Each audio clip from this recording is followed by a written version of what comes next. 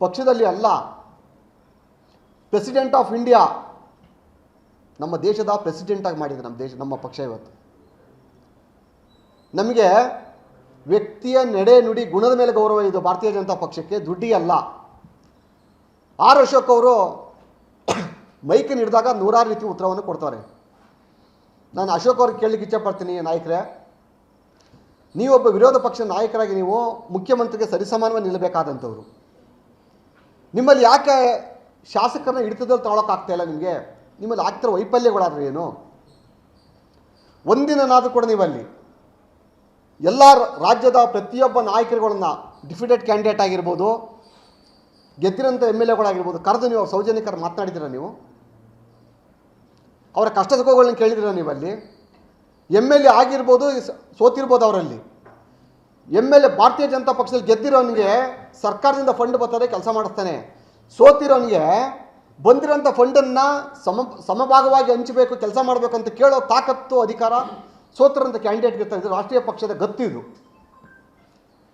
ನೀವು ಯಾವತ್ತರ ಒಬ್ಬ ಸೋತಿರೋ ಕ್ಯಾಂಡಿಡೇಟನ್ನು ಮೀಟಿಂಗ್ ಕರೆದಿದ್ದೀರಾ? ನೀವು ರಾಷ್ಟ್ರೀಯ ಪಕ್ಷದಲ್ಲಿ ಸನ್ಮಾನ್ಯ ನರೇಂದ್ರ ಮೋದಿಜಿಯವರು ಬಂದು ಪಕ್ಕದಲ್ಲಿ ಕೂರಿಸ್ಕೊತಾರೆ, ಬನ್ನಿ ಪಕ್ಕದಲ್ಲಿ ಕುಂತ್ಕೊಳ್ಳಿ ಅಂತಿಲ್ಲ. ಚುನಾವಣೆ ಸಂದರ್ಭದಲ್ಲಿ ನಾವು ಸೋತ ನಂತರ ನಮಗೆ ಸಾಂತ್ವನ ಹೇಳ್ತಾರೆ.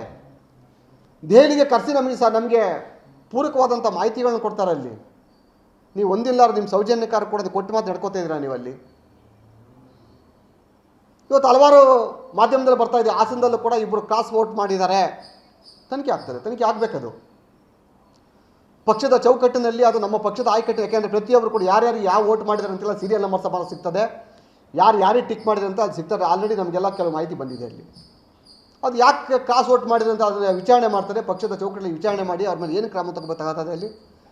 ನಾನು ಒಂದು ಹೇಳ್ದಂತ ಅಂದಲ್ಲಿ ಕ್ರಾಸ್ ವೋಟ್ ಮಾಡಿದಾಗೆಲ್ಲ ಕ್ರಮ ತಗೊಳಕ್ಕೆ ಹೋದ್ರೆ ನೀವಲ್ಲಿ ಅವ್ರ ಕಷ್ಟ ಸುಖನೇ ಕೇಳ್ದು ಹೋದ್ಮೇಲೆ ನೀವಲ್ಲಿ ಇದು ಬದರೆಲ್ಲ ಕ್ರಾಸ್ ವೋಟ್ ಮಾಡ್ತಾರೆ. ಆಗ ನೆಕ್ಸ್ಟು ಜವಾಬ್ದಾರಿ ಅಲ್ವಾ, ಪಕ್ಷದ ರಾಜ್ಯಾಧ್ಯಕ್ಷ ಜವಾಬ್ದಾರಿ ಅಲ್ವಾ?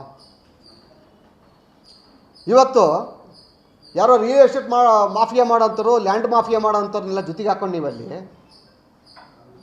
ಯಾವುದೋ ಒಂದು ಜಿಲ್ಲೆ ದರೋಡೆ ಮಾಡ್ತಿದ್ದಂತ ಇವತ್ತು ಇಡೀ ರಾಜ್ಯ ದರೋಡೆ ಮಾಡೋಕ್ಕೆ ಮೂಲೆಯಲ್ಲಿ ಹಬ್ಬಿಸ್ತಾ ಇದ್ದೀರಾ ಅಂತ ಅಂದರೆ ನೀವು ಕಾಂಗ್ರೆಸ್ಸನ್ನು ಕಟ್ಟಾಕೋದಕ್ಕೆ ಎಲ್ಲಿ ಸಾಧ್ಯ ಆಗ್ತದೆ ನಿಮಗೆ? ಅಲ್ಲಿ 2028ನೇ ಇಸ್ವಿಗೆ ನಾವು ಒಂದು ಭಾರತೀಯ ಜನತಾ ಪಕ್ಷ ಅಧಿಕಾರಕ್ಕೆ ಬರೋಕ್ಕೆ ಸಾಧ್ಯವಾಗ್ತದಾ? ಎಲ್ಲ ಒಂದು ಕಡೆ ನಿಮ್ಮಲ್ಲಿ ಕಮಿಟ್ಮೆಂಟ್ ಏನಂತ ಅಂದರೆ ಅಧಿಕಾರ ಇದ್ದ ಜೊತೆ ಕಮಿಟ್ಮೆಂಟ್ ಮಾಡ್ಕೋಬೇಕು, ತಮ್ಮ ರಾಜಕೀಯ ಬೆಳೆ ಬೀಸ್ಕೋಬೇಕನ್ನೋ ಮಟ್ಟಲ್ಲಿ ನೀವು ಇದ್ದೀರಾ ಅಲ್ಲಿ. ಇದಕ್ಕೆ ಪಕ್ಷ ಯಾವುದೇ ಕಾರಣಕ್ಕೂ ಅವಕಾಶ ಕೊಡಲ್ಲ.